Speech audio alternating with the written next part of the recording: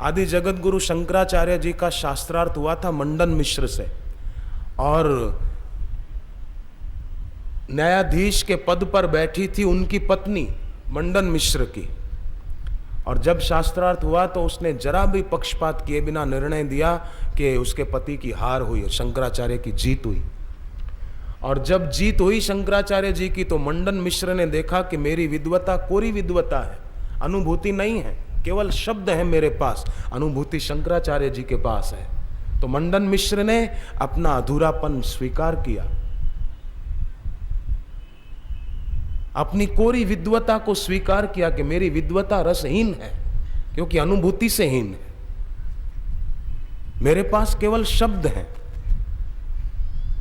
निशब्द की गूंज शंकराचार्य जी के शब्दों में सुनाई देती है। और मंडन मिश्र जरा भी संकोच किए बिना, बड़े विद्वान आदमी थे उस जमाने के, जरा भी संकोच किए बिना शंकराचार्य जी के शिष्य बन गए और उनका नाम पड़ा सुरेश्वराचार्य। 4 प्रधान शिष्यों में से एक थे। पर आजकल जो गुरु बन जाते हैं ना, उनको ऐसा नहीं लगता कि भाई हम खाली विद्वान हैं, हम तत्वज्ञ नहीं हैं, उनको ऐसा लगता ही नहीं है। उनको लगता है कि बस हम तो पूर्ण हैं। योग वशिष्ठ में उनके लिए बहुत कुछ आता है, ज्ञानबद्ध के लक्षण।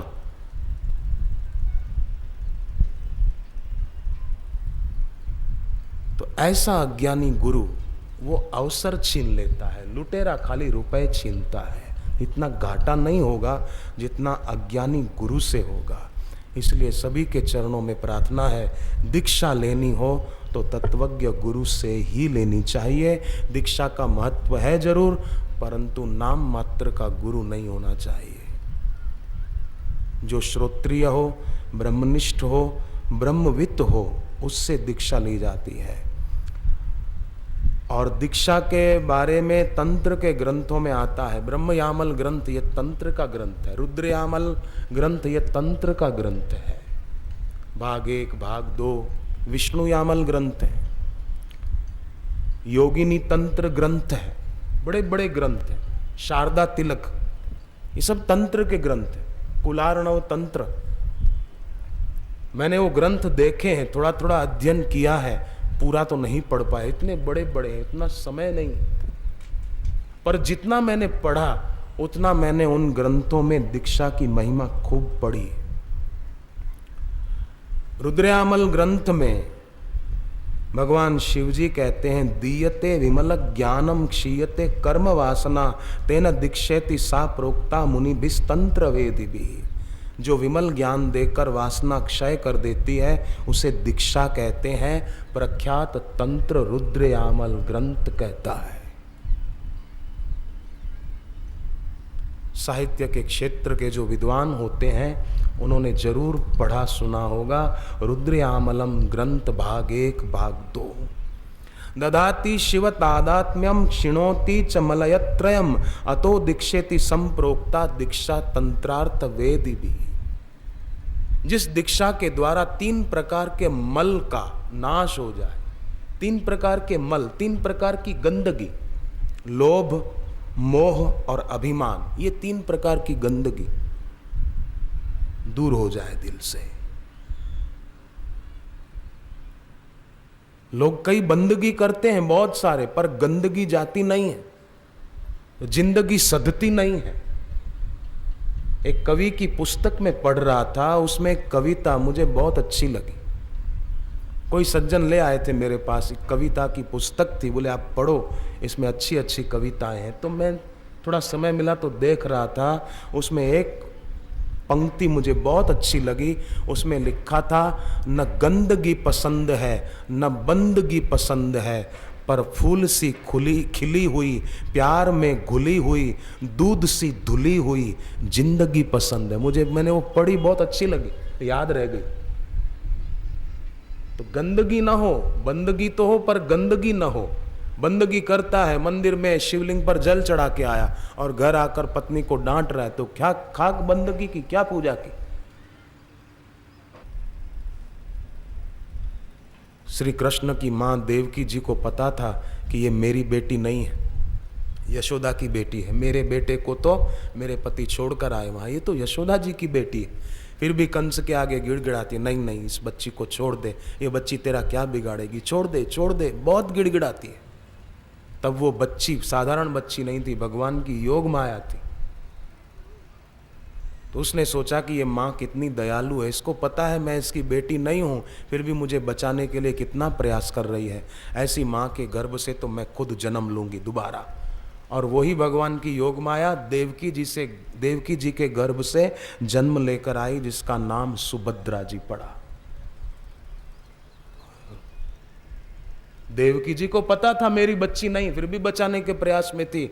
पता होता है आजकल तो ये कि मेरी बच्ची है, पर गिरा दो गिरा दो गिरा दो। तो समाज में से ये पाप दूर होना चाहिए एक, और समाज में से दूसरा पाप नष्ट होना चाहिए, ये दहेज की कुप्रथा का। देने वाला लड़की का पिता भले शादी में अपनी तरफ से कुछ दे, वो बात अलग है, परंतु लड़के वाले अगर अपनी मांग रखते हैं तो ये सर्वथा अनुचित है, शास्त्र परंपरा के खिलाफ है। लड़के वाले अपनी मांग न रखें। और शादियां भी हो तो अति खर्चीली शादियां न हो, दिखावा उसमें करने से क्या मिल जाएगा। शादी के कार्ड छपवाते ना लोग, उसमें भी कितना खर्चा करते हैं, एक एक कार्ड कितने रुपए का छपवाते हैं। इससे तो सादे छपाएं। अपने शादी का कार्ड छपवाना चाहिए, अच्छा है, जरूरी भी है। अपने समिति वालों ने भी छपवाए हैं संस्था में, और बड़े अच्छे और सादगे और कम खर्च वाले, और उसमें वेद के मंत्र लिखे हुए। स्वस्त्यस्तु ते कुशलमस्तु चिरायुरस्तु गोत्राभिवृद्धि धन धान्य समृद्धिरस्तु ऐश्वर्यमस्तु बलमस्तु रिपुक्षयोस्तु वंशे सदैव भवताम हरिभक्तिरस्तु। तो कितने सुंदर मंत्र लिखे हुए वो कार्ड पर, देखो आप, ऐसे कार्ड सस्ते सुंदर वेद के मंत्र छपे हुए। ये तो अंग्रेजी में छापेंगे, माय डॉटर फलानी फलानी। एक पुलिस अधिकारी, डीआईजी के पद पर पहुंचे हुए पुलिस अधिकारी की घर में बेटे की शादी थी, कार्ड छपाए थे संस्कृत में, पूरे गुजरात में उसका नाम है डीजे वंजारा। इंडिया टुडे में उनके फोटो छपते हैं। मुख्यमंत्री नरेंद्र मोदी के द्वारा उनको कई बार पुरस्कार मिले। सब उनकी बहुत बखान करते हैं कि बड़े वीर, बुद्धिमान और बहादुर अधिकारी हैं। कई आतंकवादियों को ठिकाने लगा दिया, और दीक्षित हैं, साधक हैं वो। 1980 में दीक्षा ली हुई, पढ़ते थे तब से दीक्षित है। अब उनके बेटे की शादी हुई तो संस्कृत में कार्ड छपवाए, और बापूजी की तस्वीर उस कार्ड पर इतनी प्यारी छपवाई थी कि मैंने वो कार्ड संभाल के रखा है, मेरे को भेजा था। कितना प्यारा छपाया था कार्ड, ऐसा बिल्कुल अपनी वैदिक संस्कृति के अनुसार। इतना प्रभावित होने की जरूरत क्या है। अंग्रेजी भाषा अच्छी है, पूरे विश्व में कहीं भी जाओ तो वो चलती है, परंतु उसके प्रभाव में आने की जरूरत नहीं। अपनी मातृभाषा का आदर किया जाए, घर में अंग्रेजी में बड़बड़ न की जाए, अपनी मातृभाषा में बोले, जिसकी जो भाषा हो। पंजाबी है तो पंजाबी बोले।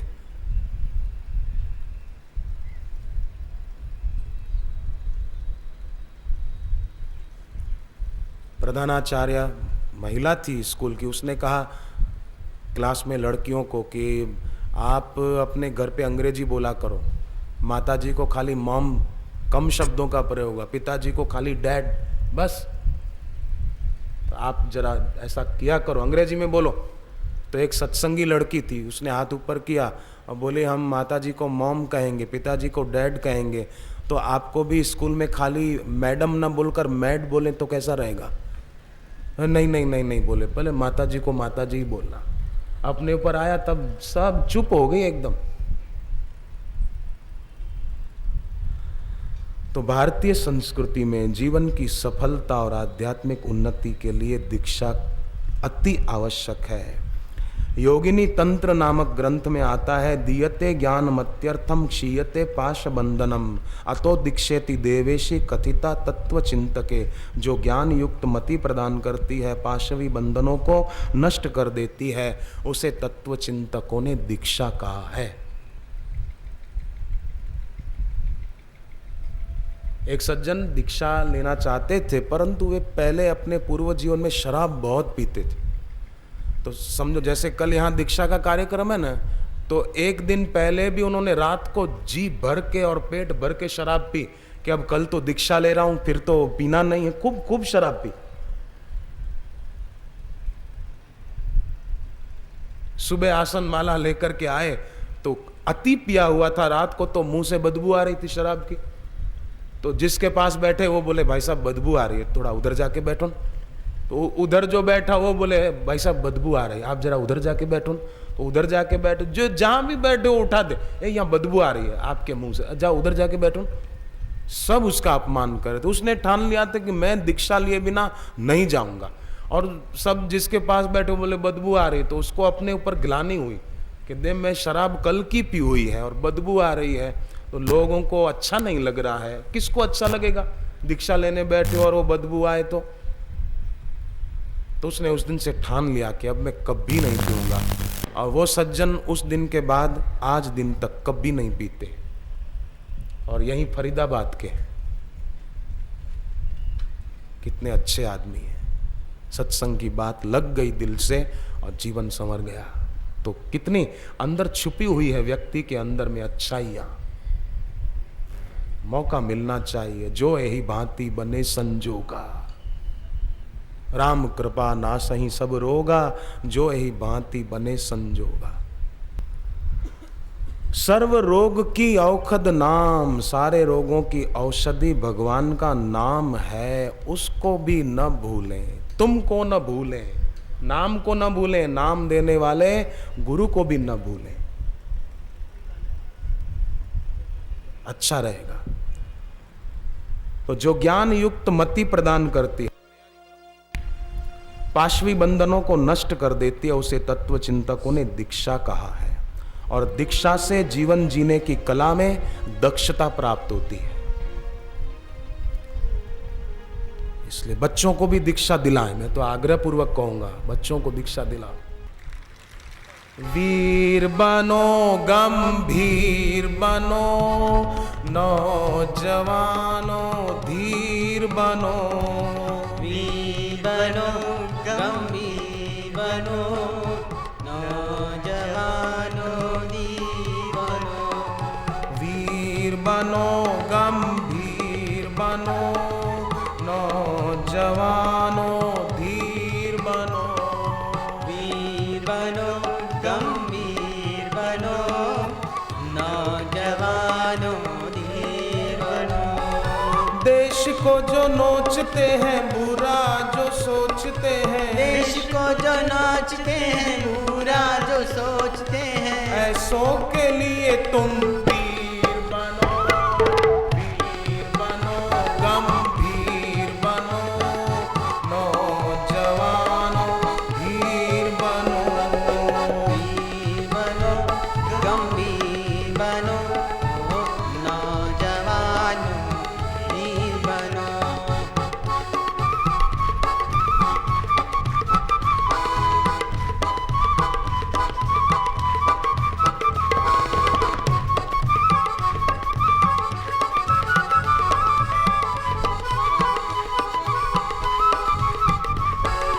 विदेशियों के हाथ में लुट रही है संपदा।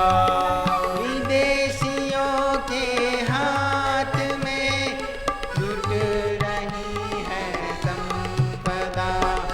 धर्म के नाम पे लूट मची है, धर्मांतरण की आपदा।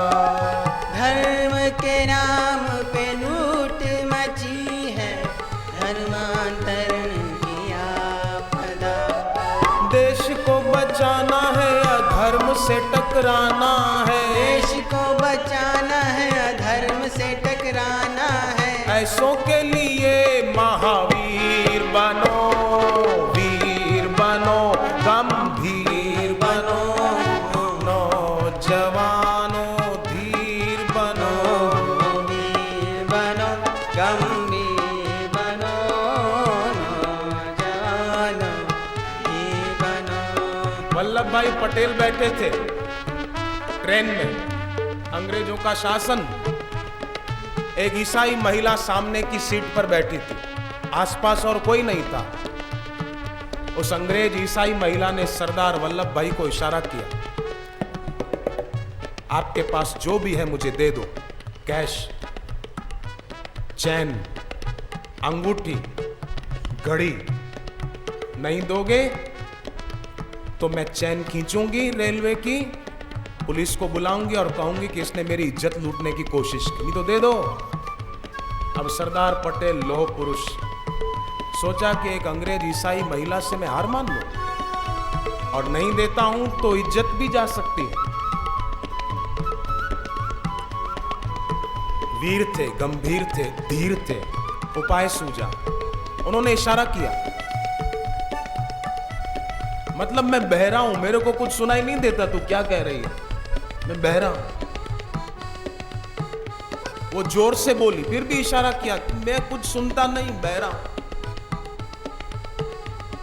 मतलब तू जो कहना चाहती है वो लिख कर दे। और वो वीर गंभीर और धीर नहीं थी, उसने झट से कागज पेन निकाला और लिखा, जो कुछ है दे दो, कैश, चैन, वॉच, अंगूठी आदि।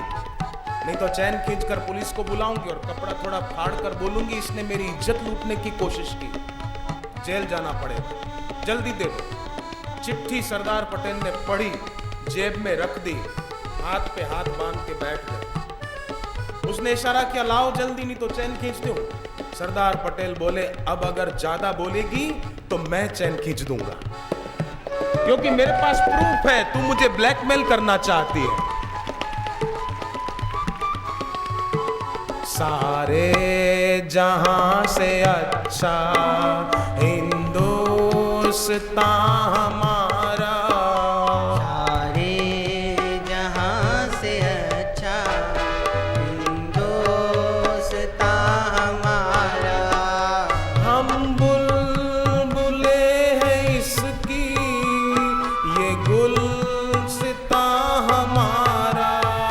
हम बुलबुले हैं इसकी, ये गुलसिता हमारा। सारे जहां से अच्छा हिंदुस्तान हमारा, सारे जहां से अच्छा हिंदुस्तान हमारा। मनोरंजन के नाम पर फैल रही अश्लीलता, मनोरंजन के नाम पर फैल रही अश्लीलता। लाज शर्म मर्यादा और मिट रही शालीनता। लाज शर्म मर्यादा और मिट रही शालीनता। दिव्य भाव भरना है, दिव्य कर्म करना है, दिव्य भाव भरना है, दिव्य कर्म करना है। संतों सी तुम तस्वीर बनो, वीर बनो, गंभीर बनो, नौजवानों धीर बनो।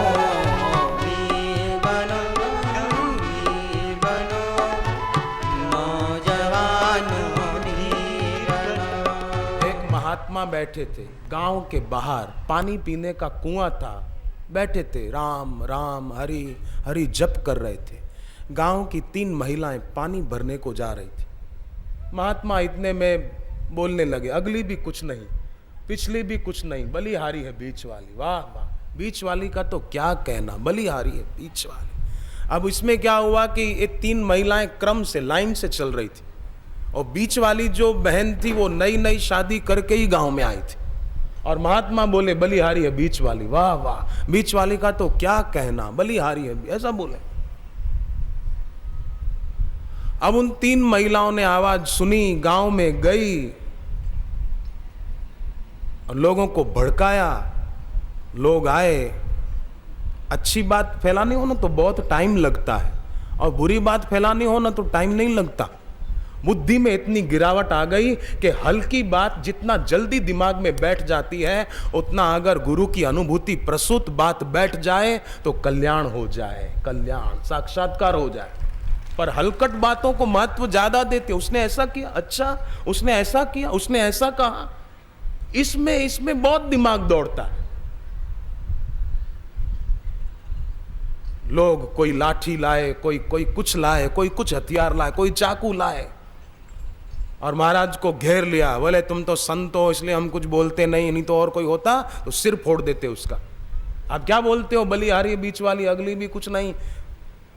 वो बीच वाली का जो पति था वो बोला कि हमारी नई नई शादी हुई है और आप उसको देखकर ऐसा बोलते हो। महाराज ने कहा मैंने कुछ गलत नहीं कहा, मैंने ठीक कहा है, और मैंने उनको देखकर नहीं कहा, फिर भी मैं बोलता हूं बलिहारी बीच वाली। वो बोला महाराज अब नहीं बोलना। बोले मैं बार बार बोलूंगा। तो गांव के कुछ बुद्धिमान लोग भी थे, अक्ल वाले भी थे, उन्होंने कहा कि महाराज कुछ और बात कहना चाहते हैं, इनके शब्दों में निशब्द की गूंज लग रही है, ये कुछ और समझाना चाहते हैं। महाराज बोलिए आप क्या कहना चाहते हैं। बोले भाई मैं तो कहना चाह रहा था अगली भी कुछ नहीं माने, बाल्यावस्था भी कुछ नहीं, खेलने कूदने में इधर उधर के बातों में बीत जाती है, चॉकलेट खाने में, खिलौनों में, घूमने में। बाल्यावस्था भी कुछ नहीं, अगली भी कुछ नहीं, पिछली भी कुछ नहीं माने, वृद्धावस्था भी कुछ नहीं, बुढ़ापे में भी लाचारी आ जाती है, शरीर साथ नहीं देता। पर बलिहारी है बीच वाली, मतलब जो बीच की युवावस्था है उसको संभालना चाहिए। यौवन यूं ही बीत न जाए।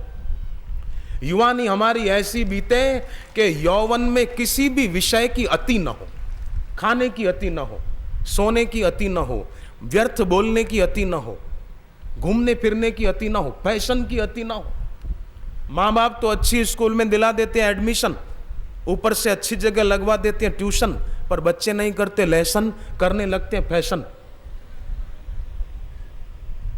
कितनी ड्रेसें खरीदते हैं, कितने कपड़े खरीदते हैं, और बोलो इतनी सारी ड्रेसें पड़ी है उसका क्या। बोले वो तो सबने देख ली है कि मैंने पहनी है, अब कोई नई होनी चाहिए जो किसी ने न देखी हो।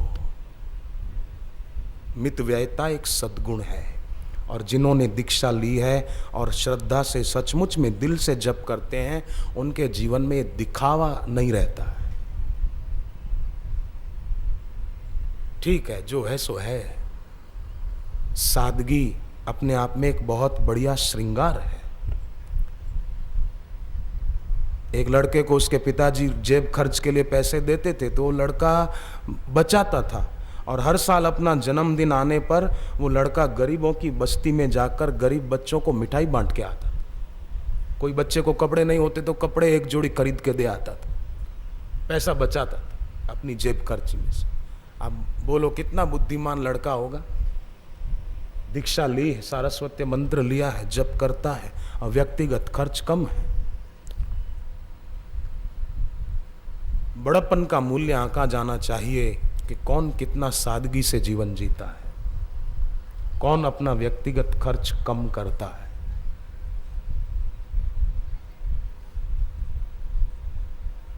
कितना अच्छा होगा।